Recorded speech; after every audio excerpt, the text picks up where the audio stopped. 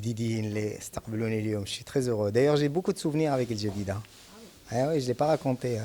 Quand j'étais gosse, je venais à Hôtel Marhaba. 10 ans aussi. J'avais 10 ans, je venais à Hôtel Marhaba. Ouais. Avec un Allemand qui m'a servi de parrain et de père. Parce que mon père n'était pas là et donc je venais à Hôtel Marhaba. C'était quelques années merveilleuses de ma vie. Hôtel Marhaba était magnifique, il y avait une piscine exceptionnelle. Et bon, il y avait des arbres géants, donc je me souviens, il y avait on voyait énorme. Et voilà, donc j'ai gardé des souvenirs extraordinaires. Je suis venu voir la citerne basilique quand j'étais gosse, le port, la cité portugaise. Donc tout ça. Ah ben bien sûr, après ça a changé. Non, El Jadida est une ville qui a beaucoup changé. Franchement, vous voulez la vérité? Non, non. Je préfère El Jadida avec son cachet authentique, avec le El Jadida d'il y a 30-40 ans. Ah, il y avait un cachet, il y avait une âme, il y avait un esprit, il y avait un véritable concept de cité petite. Là, c'est la petite ville par excellence où il y avait un véritable travail architectural. Et puis cette ville avait une âme reposante. Quand on arrivait à El Jadida, on arrivait à un havre de paix. On arrivait à un moment dans une ville et on vient se reposer. Et on sortait de Casablanca qui est déjà devenue infernale. Mais aujourd'hui, El Jadida n'a plus ce qu'elle avait avant. La preuve, un hôtel magnifique comme Marhaba qui tombe en ruine, c'est malheureux. Alors que c'est une ville qui a énormément d'atouts humains, d'atouts architecturaux, d'atouts historiques. Elle devrait jouer sur ces atouts-là. Elle devrait être l'une des plus grandes vitrines touristiques du pays. Ce n'est pas le cas. Tout comme Azmour à côté. Ce n'est pas le cas. Et moi, j'arrive pas à comprendre. Monsieur, pour votre livre, vous essayez de faire connaître le Marocain sauvage? Non, pas du tout. Je veux la vérité, je veux raconter. Moi, je n'ai aucune prétention. Je veux raconter. Moi, je raconte ma vie.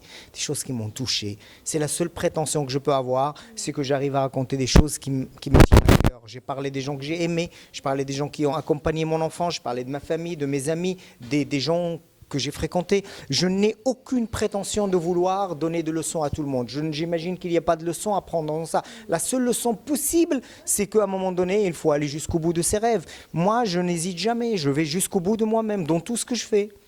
Alors, la deuxième question, monsieur, c'était... Mais pas de monsieur, s'il vous plaît. Moi, je m'appelle Abnar Najib, je suis monsieur de rien. Alors, pour le territoire de Dieu... Les territoires sont nombreux. Alors, de quel Dieu vous parlez? De quel Dieu? Ah, je ne sais pas, chacun de nous a son Dieu, chacun de nous forge sa divinité à sa mesure. Elle se trouve que le Dieu dont je parle, avec ses multiples territoires, est un Dieu absent, est un Dieu que je cherche, est un Dieu que j'aimerais rencontrer, que j'aimerais retrouver, parce que j'ai beaucoup de questions à lui poser. Je le dis, je le répète toujours, j'ai été amoureux de Dieu.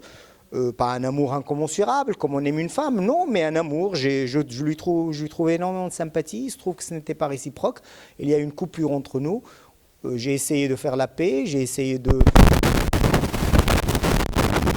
Je trouve que non, j'aime ce rapport de conflit entre nous, mais ce n'est pas un rapport de haine ou de rejet, c'est un rapport de questionnement permanent. Et je crois que ça m'aide à vivre, d'avoir cette capacité d'entrer en dialogue, d'entrer en confrontation et de poser certaines questions, même sans que je les pose. C'est ce Dieu-là dont je parle. Qu'est-ce que vous pouvez dire aux gens qui vous ressemblent dans leur recherche? Des gens comme moi, je ne sais pas. Moi, la vérité, je n'ai pas donné de leçons aux gens.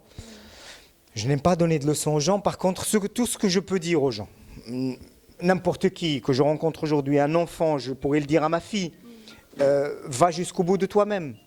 Tout est possible. Dans cette vie, tout est possible.